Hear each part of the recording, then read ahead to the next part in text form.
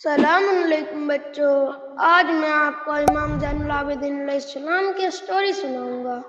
کیا آپ نے فجر جونیئر کا چینل سبسکرائب کر لیا ہے؟ اگر نہیں کیا ہے تو سٹوری سننے سے پہلے سبسکرائب کر لیں۔ ہماری نئی ویڈیوز کا نوٹیفیکیشن پانے کے لیے بیل آئیکن پر بھی کلک کریں۔ ولادت امام علی ابن الحسین زین العابدین علیہ السلام 5 شعبان سن 38 ہجری کو مدینہ منورہ میں پیدا ہوئے۔ آپ کی والدہ کا نام شہربانو تھا، جن کی وفات امام کی ولادت کے کچھ ہی دنوں بعد ہو گئی تھی۔ آپ کے بابا ہمارے تیسرے امام حسین علیہ السلام ہیں۔ ابھی امام سجاد علیہ السلام کا بچپن ہی تھا کہ آپ کے دادا امام علی علیہ السلام کی شہادت ہو گئی۔ آپ کو سجاد کے لقب سے یاد کیا جاتا ہے کیونکہ آپ اپنی نمازوں میں طولانی سجدے کیا کرتے تھے۔ آپ کا دوسرا لقب زین العابدین ہے، یعنی عبادت کرنے والوں کی زینت۔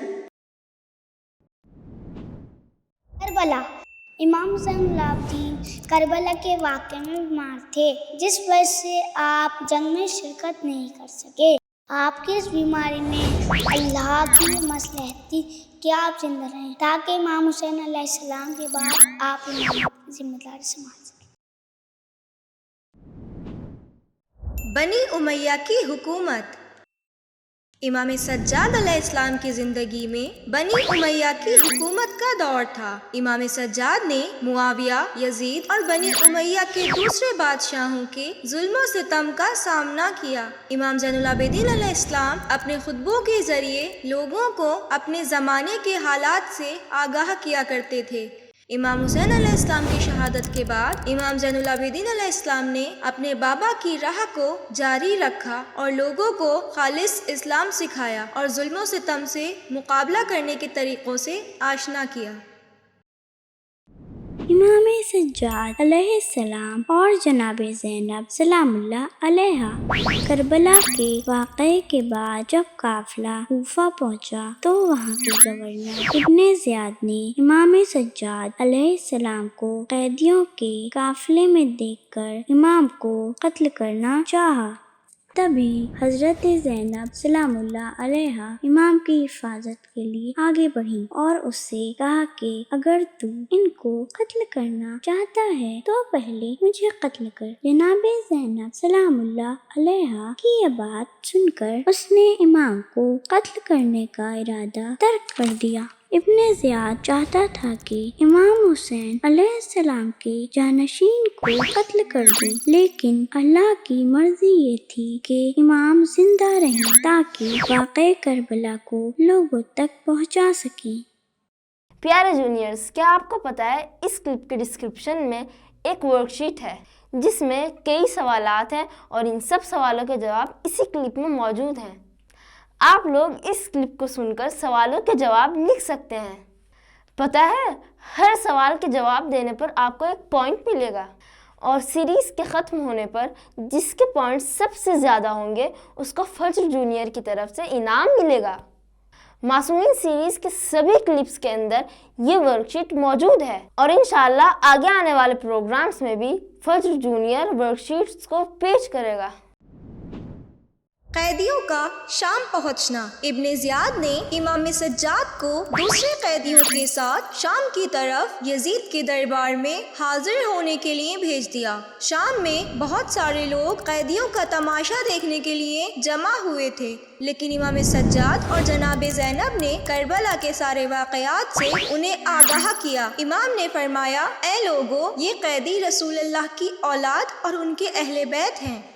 شام میں یزید نے امام اور ان کے گھر والوں کو قید خانے میں بند کر دیا۔ جب شام والوں کے درمیان یہ خبر پھیل گئی کہ وہ قیدی اولاد رسول ہیں تو یزید گھبرا گیا اور اس نے امام سجاد اور ان کے گھر والوں کو اس ڈر سے آزاد کر دیا کہ کہیں لوگ اس کی حکومت کے خلاف نہ ہو جائیں۔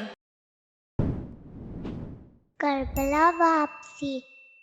امام سجاد قیدیوں کے قافلے کے ساتھ کربلا واپس آ گئے۔ اہل بیت 3 دن تک امام حسین علیہ السلام اور دوسرے شہیدوں کی قبروں کے پاس رہے اور ان کا سوگ منایا، پھر مدینہ واپس چلے گئے۔ صحیفہ سجادیہ۔ صحیفہ سجادیہ امام سجاد علیہ السلام کی دعاؤں پر مشتمل کتاب ہے۔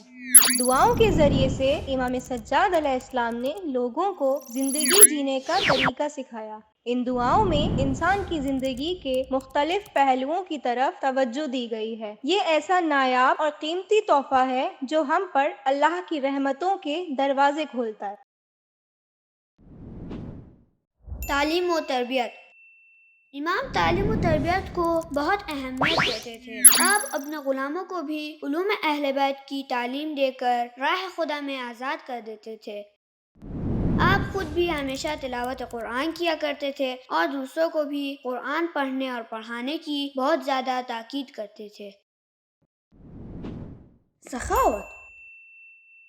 امام سجاد علیہ السلام بہت بڑے سخی تھے۔ آپ سب کی مدد کیا کرتے تھے۔ غریبوں اور فقیروں میں کھانے، کپڑے اور پیسے تقسیم کرتے تھے۔ امام نے 20,000 سے زیادہ قیدیوں اور غلاموں کو آزاد کیا ہے۔ امام اتنے مہربان تھے کہ اپنے دشمنوں کو بھی خالی ہاتھ نہیں لوٹاتے تھے۔ شہادت۔